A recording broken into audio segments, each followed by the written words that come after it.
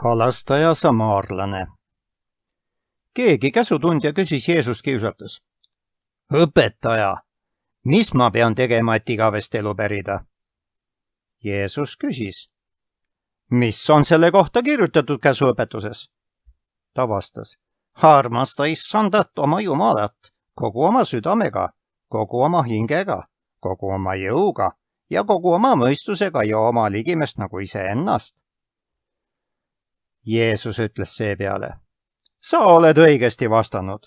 Tee seda ja sa pead elama. Käsutundja aga küsis Jeesuselt.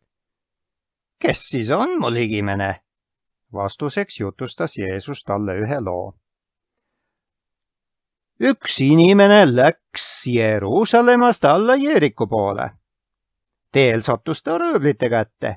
Kui nood olid ta paljaks riisunud ja hoope andnud, jätsid nad mehes poolsurnuna teele maha. Juhtumisi tuli üks preester sama teed mööda.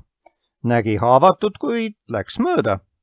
Nõnda samuti tegi ka leviit. Lõpuks tuli sama teed mööda üks Samaaria mees. Nähes haavatut, hakkas tal temast kahju.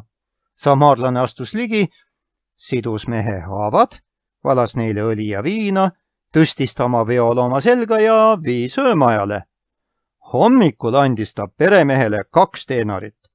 No see on umbes 2 päeva palk ja ütles.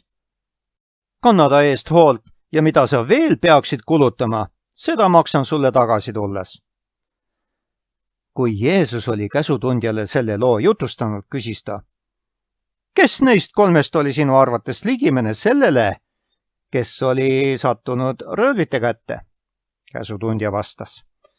See, kes tema peale halastas. Mine ja tee sina nõnda samuti, ütles Jeesus seepeale. Piiblist loeme sellest Luuka evangeeliumi 10. peatükist.